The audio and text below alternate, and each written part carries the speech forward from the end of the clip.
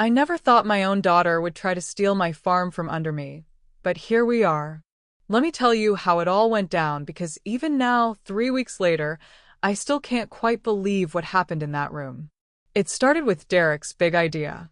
My son-in-law had always been a schemer, the type who wore expensive suits and talked about opportunities and synergy like they were magic words that could turn lead into gold. This time, he'd convinced himself he was the next tech mogul. He needed funding for some fancy new business venture, something about apps and digital marketing that I honestly couldn't follow and didn't much care to. The first time they came to me, it was all smiles and family dinner around my kitchen table. Sarah had made her famous apple pie, the one recipe she'd actually bothered to learn from me before she decided farm life wasn't glamorous enough for her tastes. Derek had been on his best behavior, calling me mom and complimenting the improvements I'd made to the barn.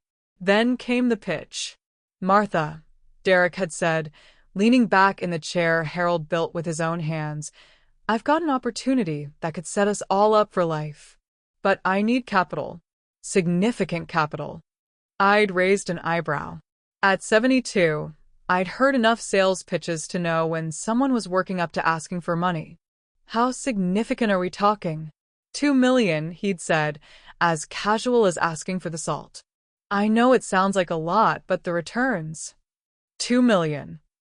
I'd set down my coffee cup hard enough to rattle the saucer. "Derek, honey, I don't have that kind of money lying around." "But you do." Sarah had jumped in, her voice taking on that wheedling tone she'd perfected as a teenager. "Mom, this farm is worth at least that much. Probably more, given how much land values have gone up." The silence that followed was so thick you could have cut it with a butter knife. I'd looked at my daughter, really looked at her, and seen a stranger wearing my child's face. "You want me to sell the farm?" I'd said quietly. "Not sell." Derek had been quick to clarify. "Leverage. Take out a mortgage, use the land as collateral. It's a smart financial move. This land has been in our family for over 70 years, I'd said, my voice steady despite the anger building in my chest like a summer thunderstorm.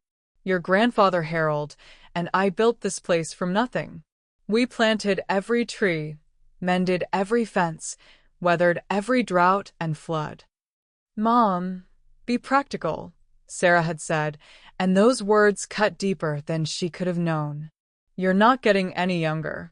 What are you going to do with 200 acres when you're 80? This could secure your retirement and help us at the same time." I'd stood up then, my chair scraping against the worn linoleum that had seen 3 generations of Henderson family meals. "I think you both should leave." "Martha, please." Derek had started, but I'd held up a hand. "I said leave." They'd gone, but not before Sarah had delivered the blow that still echoed in my head weeks later. "You're too old to understand dreams anymore, Mom. And frankly, you're being a terrible mother by holding us back like this." Too old to understand dreams. Me, who'd built this entire life from nothing but dreams and determination.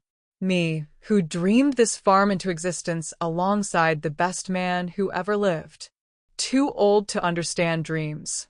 I'd cried that night for the first time since Harold's funeral. Not just for the cruel words, but for the daughter I'd apparently lost somewhere along the way, the little girl who used to bring me dandelions and call them the most beautiful flowers in the world. For a week, the silence stretched between us. No calls, no visits, no acknowledgement that we were even related.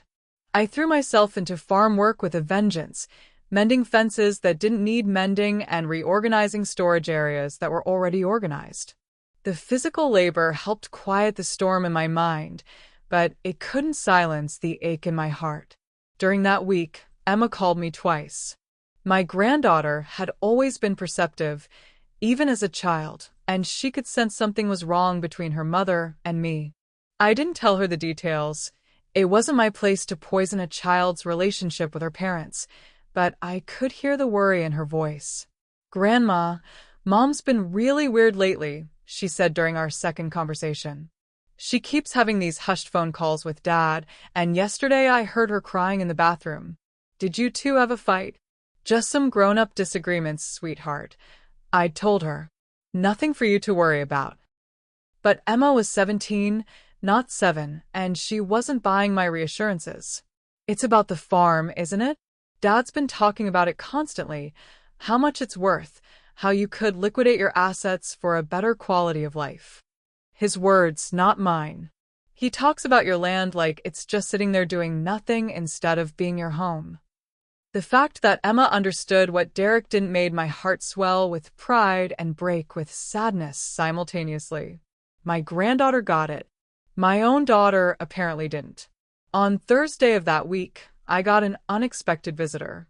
James Morrison, Derek's father, showed up at my kitchen door around supper time, his hat in his hands and apology written across his weathered face. "Martha," he said when I opened the door, "I hope you don't mind me stopping by unannounced." James had always been a good man, honest, hardworking, the kind of father who'd raised his son to value integrity over profit. How Derek had strayed so far from those teachings was a mystery that probably kept James awake at night. "Of course not, James." Come in. "Coffee's fresh." We sat at my kitchen table, the same one where Derek had made his pitch a week earlier, and James told me something that made my blood run cold. "Derek came to see me yesterday," he began, his voice heavy with disappointment. "He wanted me to co-sign a business loan. $2 million, Martha. When I asked him what kind of collateral he had for that kind of money, he told me not to worry about it. Said he had it handled. Said you were going to come around to seeing reason." My coffee cup rattled against the saucer as I set it down. "He told you I was going to give him the money?" "Not give. He was more careful than that. But he talked about leveraging your assets, about how you'd agreed, in principle, to help with his venture." "Martha, I've been in business for 50 years, and I know the difference between someone who's secured funding and someone who's counting chickens before they hatch." I felt a chill that had nothing to do with the evening air coming through the screen door. Derek was already acting as if my farm was his to use as collateral. He was making plans based on money he didn't have and commitments I'd never made. "There's more," James continued, and his voice got even heavier. "He's been talking to investors, promising them returns based on this secured funding from family. Martha, if this business venture fails, and given Derek's track record with get-rich-quick schemes, that's likely, he could drag you down with him if you get entangled in his finances." That night, I called Tom Bradley. Tom had been Harold's poker buddy for 30 years, playing every Friday night until Harold got too sick to shuffle cards. He'd handled Harold's will, helped me navigate the legal maze after my husband's death, and become something of a family friend over the years. "Tom," I said when he answered his phone, "I need some legal advice." I told him everything. Derek's initial pitch, Sarah's cruel words, the week of silence, and now James's warning about Derek's assumptions and promises to investors. "Martha," Tom said after I'd finished, his lawyer's mind already working through the implications, "what Derek is doing, making promises to investors based on assets he doesn't control, that's fraud. And if he's telling people you've agreed to something you haven't, that's misrepresentation that could have serious legal consequences. What should I do?" "Document everything. If Sarah or Derek contact you again, be very careful about what you say and how you say it. And Martha, if they try to get you to sign anything at all, you call me immediately. Don't sign so much as a birthday card without legal review." But Tom's advice came too late for complete caution. The very next day, Sarah called. Then Sarah called. "Mom." Her voice was different, softer, younger somehow, but now that I'd been warned by James and advised by Tom, I heard something else underneath the apparent vulnerability. A practiced quality, like an actress hitting her marks. "I'm sorry." "I'm so sorry about what I said.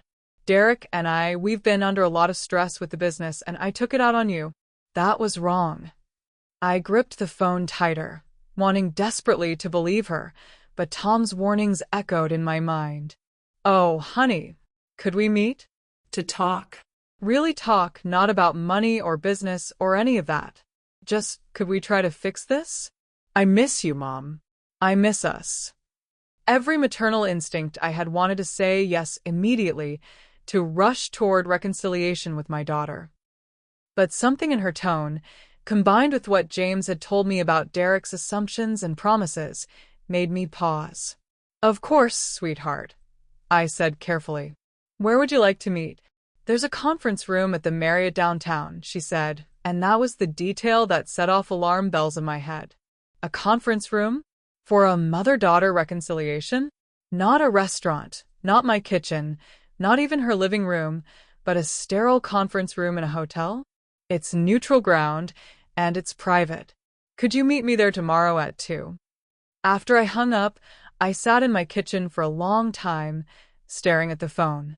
Everything about that call felt wrong. The timing, the location, even the way Sarah had phrased her apology, it all felt rehearsed, calculated. I called Tom back immediately. A conference room at the Marriott? Tom's voice carried the same suspicion I felt. Martha, that's not where people go to reconcile family relationships. That's where people go to conduct business. You think it's a setup? I think you should be very, very careful. And I think you shouldn't go alone. That's when I made the decision that would save my farm and possibly my sanity. I wasn't going to be ambushed by my own daughter. If this was indeed a setup, I was going to be ready for it. I called Emma first. When I told her about the suspicious phone call and the unusual meeting location, she was quiet for a long moment. Grandma, she finally said, her young voice heavy with disappointed certainty, I think I know what this is about. I overheard Dad on the phone yesterday talking to someone about finalizing the Henderson deal and how they'd have the signatures by the weekend. I thought he was talking about a client, but it was about you, wasn't it? My heart sank, but I wasn't surprised. I think so, sweetheart. They're going to try to trick you into signing something, aren't they? That's what I'm afraid of. Not if I'm there, Emma said with the fierce determination that ran in Henderson women. Grandma, I'll meet you there. If Mom and Dad want to play games, they can play them in front of me. Next, I called James Morrison. When I told him about Sarah's call and Emma's overheard conversation, he was quiet for so long I thought the line had gone dead. That boy, he finally said, his voice filled with a sadness that spoke of years of disappointment in his son's choices. Martha, I'm ashamed to say this, but Derek has been lying to me for weeks. After I refused to co-sign his loan, he told me you'd agreed to help him. He's been using your supposed agreement to string along investors and creditors. If you don't show up tomorrow, or if you refuse to sign whatever they've prepared, Derek's house of cards is going to collapse. Will you come with me, James? I know it's asking a lot. It's asking exactly what needs to be asked, he interrupted. That boy needs to face the consequences of his schemes, and he needs to see that not everyone in his family supports what he's doing. Finally, I called Tom Bradley and asked him to meet us at the Marriott. This sounds like it's going to be legal in nature, I explained. And I want to make sure I understand exactly what they're trying to get me to sign. I'll be there, Tom promised. And Martha? Whatever they put in front of you, don't sign anything until I've reviewed it. Nothing. Not even an acknowledgement that you attended the meeting. That night, I barely slept. I kept thinking about the little girl who used to help me collect eggs, who called the farm the most beautiful place in the world, who promised she'd never leave. Where had that child gone?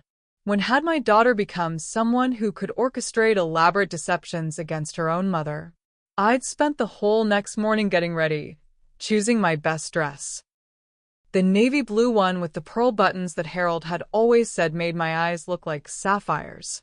I'd even gone to Marge's beauty parlor to get my hair styled, something I hadn't done in months. But unlike the naive woman I might have been a week ago, I wasn't going to this meeting with just hope in my heart. I was going with backup, legal counsel, and the steel-spine determination that had gotten me through 43 years of farming. Emma met me in the Marriott parking lot, arriving in her little Honda just as Tom Bradley pulled up in his sensible sedan. A few minutes later, James Morrison's old pickup truck, a vehicle that had seen honest work, unlike his son's flashy BMW, rumbled into the space beside us. "You sure about this, Grandma?" Emma asked as we walked toward the hotel entrance. She was nervous, I could tell, but there was steel in her spine too. "Henderson Steel. I'm sure about protecting what's mine," I replied. "What happens in that room depends entirely on what your parents have planned." Tom Bradley adjusted his briefcase strap and gave me a reassuring nod. "Remember, Martha, don't sign anything, don't agree to anything, and don't let them pressure you into making any commitments. We're here to observe and, if necessary, to protect your interests." James Morrison looked like a man heading to a funeral, his own son's, metaphorically speaking. "I still can't believe Derek thought this would work," he muttered, trying to manipulate his wife's mother into funding his pipe dreams. The Marriott was fancy, all marble floors and crystal chandeliers that probably cost more than most people made in a year. The conference room was on the third floor, down a long hallway lined with oil paintings of flowers that looked too perfect to be real. I pushed open the door first, my 3 allies hanging back just out of sight in the hallway. If this was indeed an innocent reconciliation meeting, I didn't want to seem paranoid or hostile. But if it was the ambush I suspected, well, I wanted to see their faces when they realized I hadn't come alone. The smile on my face was genuine, not because I expected reconciliation, but because I was about to find out exactly what kind of people my daughter and son-in-law really were. My suspicions were confirmed instantly. Sarah sat at a long mahogany table, but she wasn't alone. To her right sat a man in an expensive suit with a briefcase, clearly a lawyer by the way he held himself like he owned the world and everyone in it. To her left was a woman with perfectly styled hair and a realtor's hungry smile, the kind who saw dollar signs instead of memories when she looked at property. And at the head of the table, like he was chairing a board meeting, sat Derek. Documents were spread across the polished wood surface. Official-looking papers with legal seals and signature lines highlighted in yellow. So this was how it was going to be. The reconciliation had been a lie, just as I'd suspected. They'd lured me here under false pretenses to pressure me into signing away my life's work. But unlike the confused and heartbroken woman they expected to manipulate, I was prepared. "Mom," Sarah said, her voice steady and businesslike, nothing like the tearful daughter who'd called me yesterday. "Please sit down." I remained standing, my purse clutched in hands that had started to tremble. "What is this?" "This is your chance to do the right thing," Derek said, his tone as smooth as snake oil. "We've made this as easy as possible for you." The lawyer cleared his throat and consulted his papers with the dispassionate air of a man who'd broken hearts and destroyed families for a living. "Mrs. Henderson, I'm Robert Blackwood from Blackwood, Sterling and Associates. I've prepared a simple agreement that would transfer the deed of Willowbrook Farm to your daughter and son-in-law. In exchange, you would receive a very generous monthly stipend and guaranteed housing in Sunset Manor, one of the premier retirement communities in the county." My vision blurred at the edges. This wasn't a reconciliation meeting. This was an ambush. A carefully orchestrated manipulation designed to catch me vulnerable and grateful, ready to sign away everything I'd built because I was so desperate to have my daughter back. "You lied to me," I whispered, looking directly at Sarah.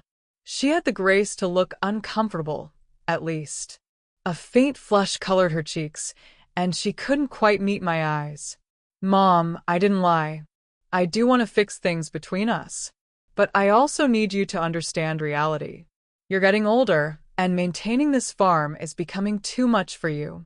This way, you'll be taken care of, and Derek's business can get the funding it needs." Everyone wins. Everyone wins, I repeated, tasting the bitterness of the words. Everyone except me, who loses everything I've worked for my entire life. You'll be losing a burden, Derek interjected. Mrs. Henderson, with all due respect, you're 72 years old. You shouldn't be operating heavy machinery or dealing with livestock at your age. What happens if you get hurt? What happens if you have a medical emergency while you're out there alone? The realtor leaned forward with practiced sympathy. I've done a complete market analysis, Mrs. Henderson. Your property is currently valued at $2.4 million. That's a significant asset that's just sitting there, not generating income. With proper development, this land could be transformed into a beautiful residential community. Sunset Hills, we're thinking of calling it. Wouldn't it be wonderful to know that your land is providing homes for young families? Young families. On my farm. Where Harold and I had planned to raise children of our own before we learned that wouldn't be our path. Where every tree and fence post held memories that these strangers wanted to bulldoze for their subdivision dreams. I looked around the table at these three people who had orchestrated this moment with the precision of a military operation. The lawyer, counting billable hours. The realtor, counting commissions. And Derek, counting money that wasn't his to count. But it was Sarah who broke my heart. My daughter, who had learned manipulation and deceit somewhere along the way and wielded them against her own mother. Who could sit in this sterile conference room and call it love. And if I refuse? I asked quietly. Sarah's mask slipped for just a moment, and I saw something cold and ugly underneath. Then I'm done, Mom. I can't keep watching you be so selfish. If you won't do this for your family, for your granddaughter's future, then I can't have you in my life anymore. There it was. The ultimatum wrapped in the language of love and family duty. S. The silence stretched taut as a wire fence for people around a mahogany table, and I was suddenly very aware that three of them were on one side, and I was on the other. Alone. I need to think, I said finally. Mom, there's really nothing to think about, Sarah said. The papers are all prepared. It's a fair offer, more than fair. You could sign today, and this whole ordeal could be over. Ordeal. Is that what our relationship had become to her? An ordeal to be concluded with signatures and notary stamps? I set my purse down on the table and looked at each of them in turn. Really looked. The lawyer, who'd probably done this 100 times before and would do it 100 times again. The realtor, already mentally spending her commission. Derek, practically vibrating with excitement at the prospect of his windfall. And Sarah, my baby girl, the child I'd sung to sleep every night for years. The little girl who'd cried when we'd had to put down her horse, Thunder, and who'd sworn she'd never leave the farm because it was the most beautiful place in the world. You want me to sign these papers? I said slowly. Right now. Today. It would make everything so much simpler, Derek agreed. We could start the transition process immediately, get you moved into Sunset Manor by the end of the month. They have activities, Mom, bingo, arts and crafts, movie nights. You'd love it there. Bingo and arts and crafts. After 72 years of sunrise chores and sunset satisfaction, they wanted to warehouse me with scheduled activities and supervised fun. I picked up the pen that the lawyer had placed strategically next to the signature line. The weight of it was heavier than it should have been, as if it were made of lead instead of plastic and ink. There's just one thing, I said, looking up at the four faces watching me with varying degrees of anticipation and greed. What's that? Sarah asked, leaning forward. I smiled then, the first genuine smile I'd felt since walking into this room of betrayal. I didn't come alone. The door opened. Emma Morrison, my 17-year-old granddaughter, walked into the room like a breath of fresh air in a morgue. Behind her came Tom Bradley, the best lawyer in 3 counties and Harold's poker buddy for 30 years.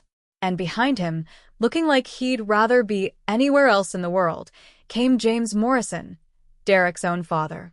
Sarah's face went white as fresh snow. Derek's confident smile cracked like thin ice.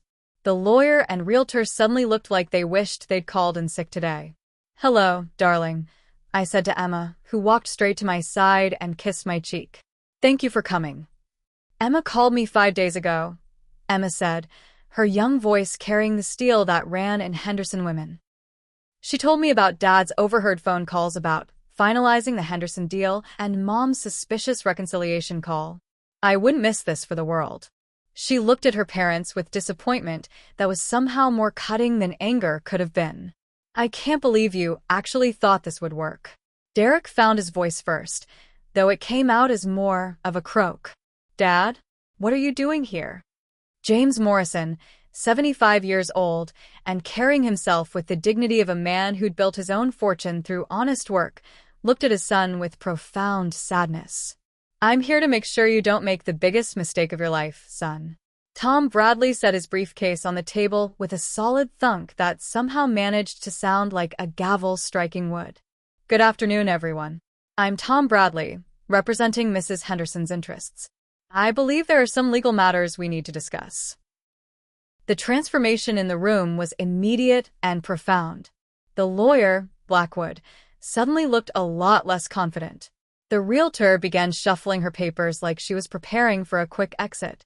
Derek's face had gone from excited to pale to a sickly shade of green. But it was Sarah's reaction that cut me the deepest. She looked at Emma with something approaching horror. "Emma, sweetheart, this doesn't concern you. This is grown-up business." Emma, all 17 years of righteous fury and Henderson backbone, pulled herself up to her full height and looked her mother straight in the eye. "It absolutely concerns me, Mom. That farm is my heritage, too. It's where I learned to ride, where I helped Grandma with the chickens, where I want to bring my own children someday. And you want to sell it so Dad can play businessman with money that isn't even his." She paused, her voice getting stronger. "And before you ask how I know about this scheme, I overheard Dad on the phone talking about finalizing the Henderson deal and getting signatures by the weekend. I called Grandma immediately because I knew what you were planning." "Emma," Derek started, but his daughter cut him off with a look that could have frozen fire. No, Dad. "I'm done pretending this is okay. When I heard you talking about the Henderson deal on the phone, I knew exactly what you meant. And when Grandma called me about your suspicious reconciliation meeting, I knew you were trying to manipulate her the same way you've been manipulating your investors with promises of funding you don't have." Tom Bradley opened his briefcase and withdrew a thick folder. "Mrs. Henderson has asked me to review the documents prepared by Mr. Blackwood, and I'm afraid there are several issues we need to address." He spread his own papers across the table, and suddenly the dynamics shifted entirely. Blackwood leaned forward to read, his professional confidence evaporating like morning dew. "First," Tom continued in the tone of a man who'd been practicing law longer than Derek had been alive, "this agreement attempts to transfer property through coercion and emotional manipulation.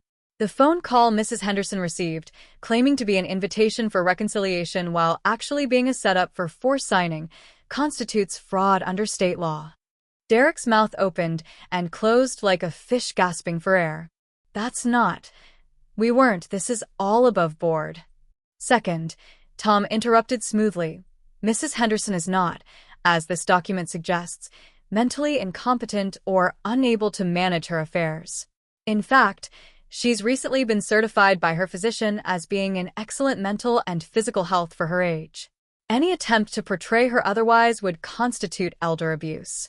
Sarah's face was now completely bloodless. "We never said she was incompetent."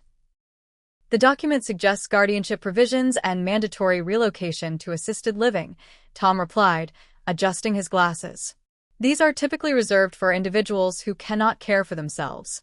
Mrs. Henderson operates a profitable farming operation, maintains her own home, and has no need for institutional care." James Morrison stepped forward, his weathered hands clasped behind his back. "Derek, I'm ashamed of you. This woman fed you at her table, welcomed you into her family, treated you like a son. And this is how you repay her kindness? By lying to me about having her agreement, by making promises to investors based on assets you don't control, by orchestrating this elaborate deception. Dad, you don't understand the financial pressures." I understand perfectly, James said quietly. I understand that you've overextended yourself with risky investments, and now you want someone else to pay for your mistakes. I understand that you're willing to destroy family relationships to solve problems you created yourself. The realtor, clearly sensing the way the wind was blowing, began packing her materials. Perhaps we should reschedule this meeting for another time. Oh, there won't be another meeting, I said, my voice steady and clear. At least not for this purpose.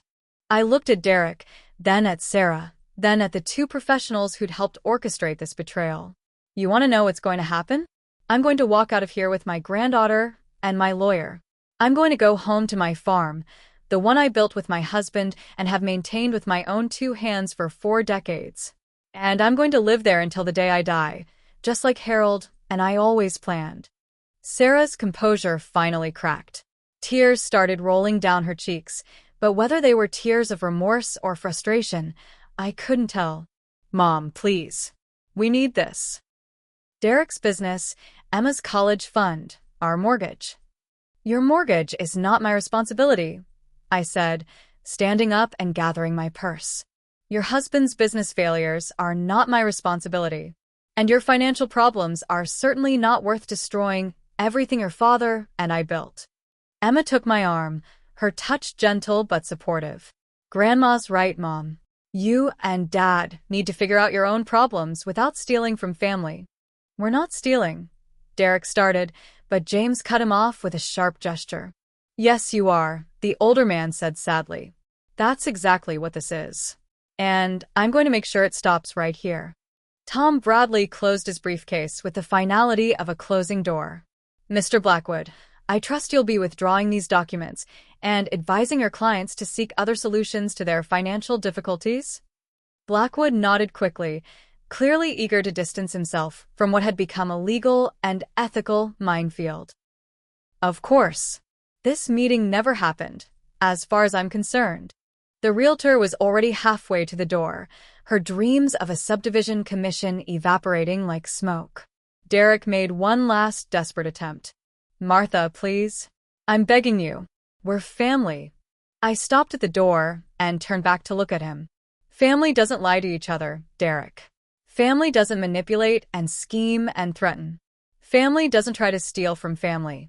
Then I looked at Sarah, my heart breaking all over again for the daughter I'd lost somewhere along the way. And family certainly doesn't use love as a weapon. Sarah was crying openly now, mascara streaming down her cheeks in dark rivers. I'm sorry, Mom. I'm so sorry. I never wanted it to be like this. But it is like this, I replied gently. You chose to make it like this. You chose Derek's schemes over your mother's love. You chose money over memory. Emma squeezed my arm. Come on, Grandma. Let's go home. Home. To the farm that had weathered every storm, survived every season, stood as a testament to what love and hard work could build together. Home to the land that held Harold's ashes in the garden and our dreams in every acre. As we walked down the marble hallway of the Marriott, our footsteps echoing off the walls, Tom Bradley spoke quietly. You handled that beautifully, Martha. Harold would be proud. I hope so, I replied, feeling suddenly tired in a way that had nothing to do with physical exhaustion. I really hope so. Emma, walking between us like a protective guardian angel in teenage form, looked up at me with eyes that held wisdom beyond her years.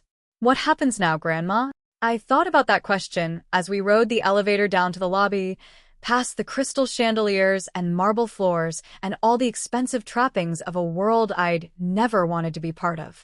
What had happened now? Where did we go from here? Now we go home, I said finally. We go home, and we remember who we are and where we came from. We go home, and we tend the land that's been entrusted to us. We go home, and we live the life we've chosen, not the one others want to choose for us. The elevator doors opened onto the lobby, and we walked out together into the afternoon sunlight. Tom's car was waiting, a sensible sedan that looked honest and reliable, so different from Derek's flashy BMW that was probably financed up to its tinted windows. As we drove through town toward the farm, Emma asked the question I'd been dreading. Do you think Mom will ever speak to you again? I considered the question carefully, watching the familiar landscape roll past the car windows. Fields and forests, barns and farmhouses, the honest countryside where people worked for what they had and didn't try to steal it from others. I don't know, sweetheart, I admitted. I hope so. She's still my daughter, and I'll always love her. But she has to decide if she wants to be my daughter more than she wants to be Derek's partner in this scheme. What if she chooses him? The question hung in the air like dust motes in sunlight, heavy and unavoidable. What if Sarah did choose Derek's dreams over family loyalty? What if I'd lost my daughter forever to his schemes and her greed? Then I'll mourn her like I mourned your grandfather, I said finally. I'll remember the good times and try to forget the bad ones. And I'll pour my love into the people who are left, like you. Emma reached over and took my hand, her young fingers strong and warm. I'll never try to take the farm away from you, Grandma. Never. I know you won't, sweetheart. That's because you understand what it really is. It's not just land and buildings. It's home. It's heritage. It's the physical manifestation of everything good your grandfather and I tried to build together. Tom Bradley caught my eye in the rearview mirror. You know, Martha, what happened today, what Sarah and Derek tried to do, it's more common than you might think. Adult children trying to pressure elderly parents into giving up property or assets. But I've rarely seen anyone handle it with as much dignity and strength as you did. I felt a flush of pride, followed immediately by sadness. Dignity and strength shouldn't have been necessary in a family meeting. Love and respect should have been enough.